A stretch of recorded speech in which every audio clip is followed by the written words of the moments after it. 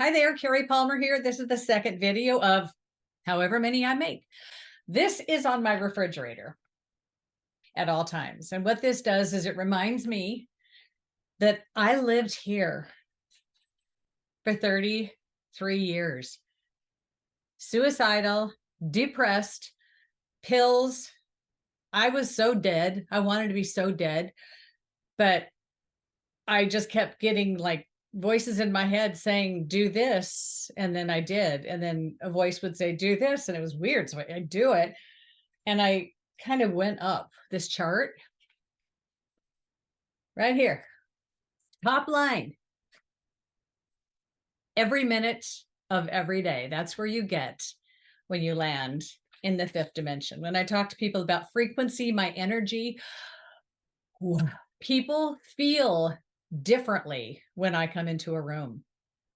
It's law. When you vibrate at a high frequency, when your radio dial is tuned to that really high vibe up there, it's like a dog.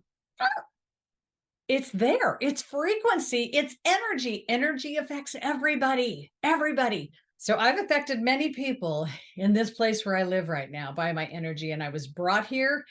It was my training ground.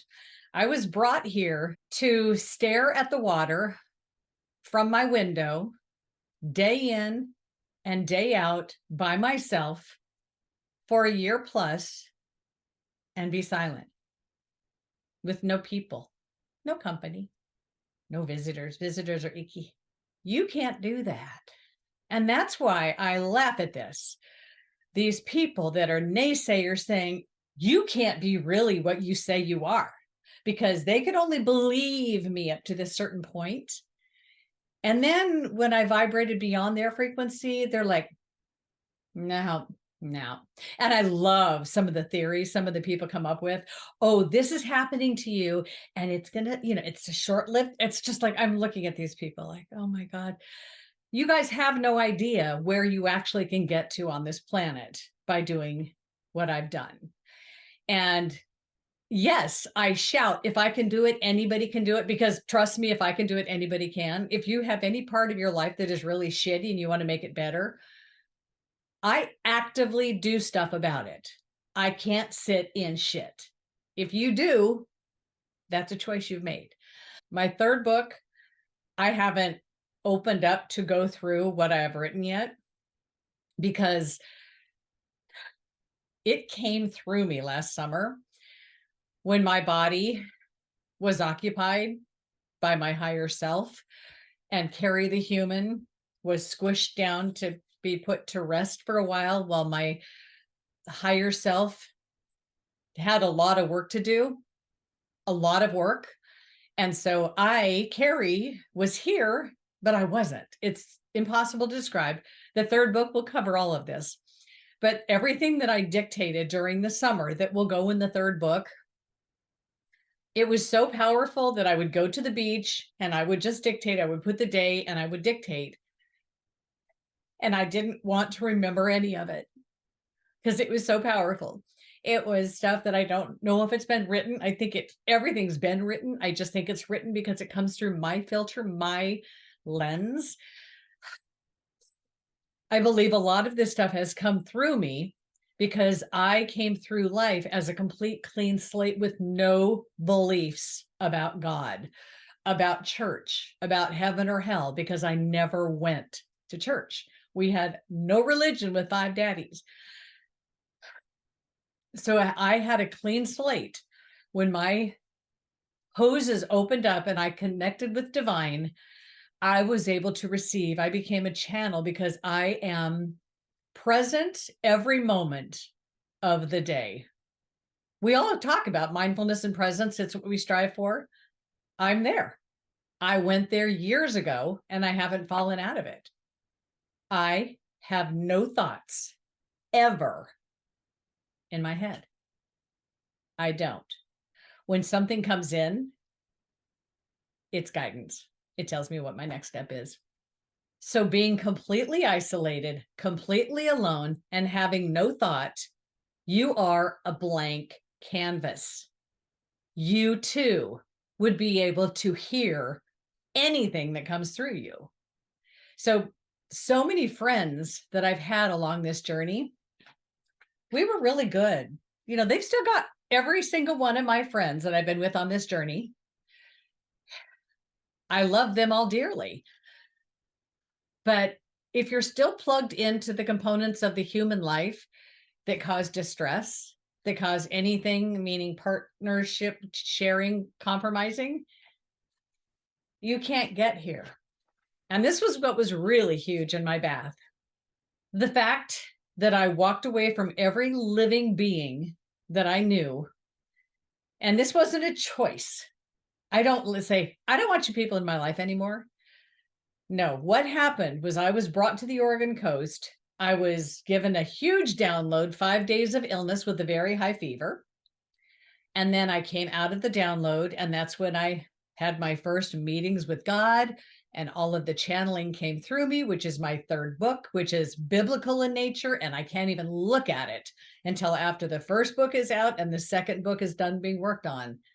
That's when I have to crack open the vault that's going to take me to the information I wrote in that third book. And I'm going to use it verbatim because it came as channeling.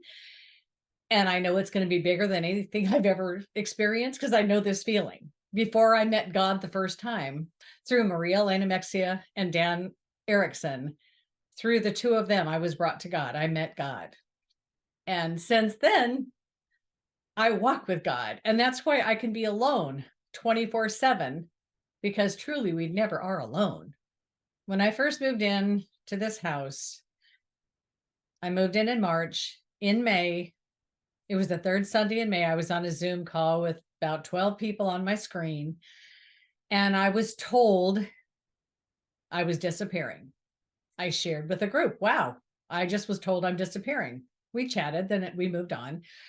And then during that call, I was also told, and I'm being summoned. Okay. I know not. I don't know what any of that means. So this all came through me in a Zoom call the third Sunday in May. And over the course of the next few months, as the third book was being dictated, every single person that I was connected to, except for there's just very few, it was like God was using the switchboard and unplugging me from all of these people I had been deeply connected to. And it's because these people, many of them, we had wonderful relationships, but there were many that hitched their star to my wagon, as my dear friend always said. And I was told they need to disconnect because they were growing dependent on what I could do for them. I don't ever want to be someone's teacher. I want to teach everybody to go within. And so I don't want to be a teacher. I don't want to be your guru. I want you to find the answers within yourself. And so I was told, but it just automatically happened. Every single human who had been my friend or compadre or family member, anybody except for my sister, like Connie, my sister, there were a few that were always there. They're my constants to get me through this lifetime. But everybody else I was unplugged from. And there would be some that would call and they'd want to talk and be my friend. I'm like, I can't. It's like what you try to say to these people is they're on their journey and they just want to talk. Come on, let's chat. We're friends. Remember, like a girl here in Depot Bay. It's like she wants me to make all this time for her, which every time I would go out, I'd say where I would be so she could join me if she wanted to be out with me at the same time, because I don't do stuff outside. I'm always alone. So people they hope for me to be there for them. And when I said I can't be there, it's like of course, they want to shoot the messenger, but it's like anything else I've done. It's an opportunity for them to find, why is this hurting me? What is she triggering by not responding to me? Because it's within all of us. And so what's been so wild is with this chart, the friends that I've had, when I first started my spiritual journey, the friends that I first met at the Awakening Together in Sumner meetings, ATIS, it's like we were all, and that's where I met Connie. We were all on this journey. We all came because we were curious. And then I felt like, okay, I've elevated. I know more now. And a lot of people, it was like a lot of new people keep coming in. So it's just like, you feel like, okay, it's like vibrationally, I was educated to a space to where that was beginner. I don't know, that was satisfactory. I don't even know where I was. And so it felt like I need more. So I was pulled away from that group. The group continued. And I just kept going up. So when this happens, when you're part of situation, when you're part of the 5 people you surround yourself with, when you're part of all these people, you're in a certain vibrational space where you all share. Like all the girls have the same period time. You know what I'm talking about. You share the same vibration.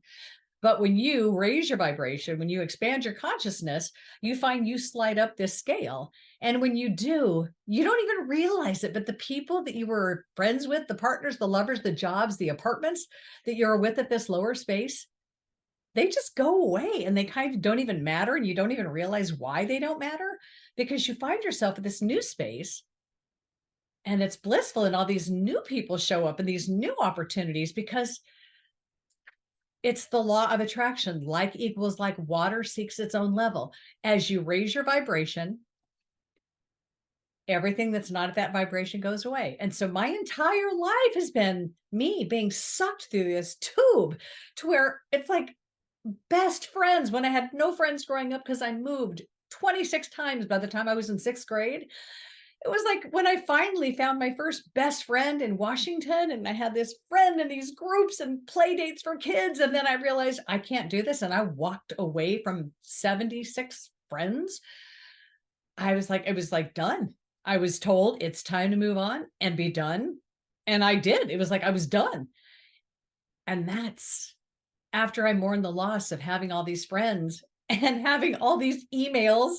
And then all of a sudden there's no more email except for junk. It's like, it's a hard hit for most people. I don't think most of you could walk away from a bunch of relationships that were not, I mean, they were wonderful, but they're like, you got to pay attention to the signs. My next video is going to be about this, but when you get a text message from somebody and it wasn't meant for you, but you still got it, and it's like you're appalled, you're all these feelings, you're heartbroken. It's like, oh my God, they really feel this way. If you really knew what that message was, and if you acted on it, wow, that's the next video.